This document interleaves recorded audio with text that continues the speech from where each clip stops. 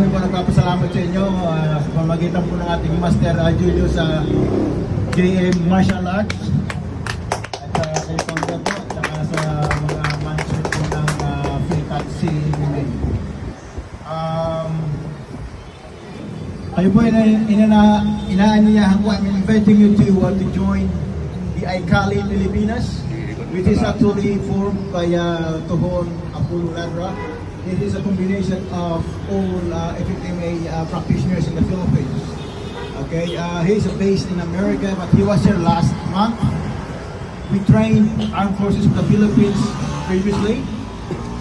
Kasama po natin ang ating General Broner po sa Camp Aguinaldo last month.